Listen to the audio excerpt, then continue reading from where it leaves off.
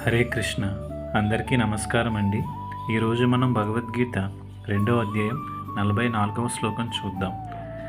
భోగైశ్వర్య ప్రసక్తానాం తయాపహృత చేతస వ్యవసాయాత్మిక బుద్ధి సమాధౌ న విధీయతే.